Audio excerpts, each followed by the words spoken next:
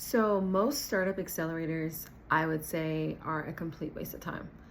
And if you're new to, which if you're doing accelerator, typically you're new to the startup landscape, you've never built a tech company before or a business in general.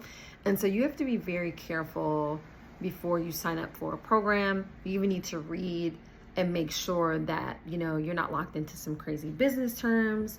If you're paying for a startup accelerator, you shouldn't be paying for a startup accelerator. Most of them are free because they're getting funding, and corporate sponsors from larger companies to even do the work that they do. Not to say I know that sometimes there are coaches that do accelerator programs. That's a little different.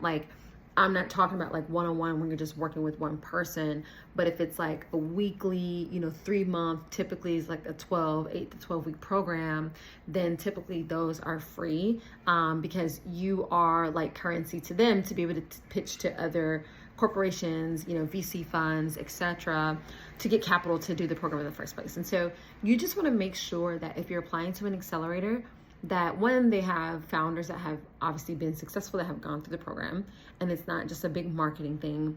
And you want to make sure that you ask questions about content and what you're going to be learning.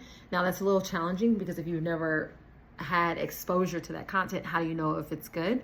But you can ask questions like, what type of coaches and mentors are going to be a part of the program? Ask them, are they going to make introductions to investors for you? So these are just a few things to think about before you do an accelerator.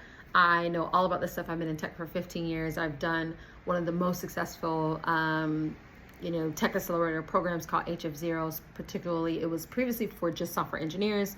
Now it's for people who are repeat founders. So anywho, I'm an expert in this stuff.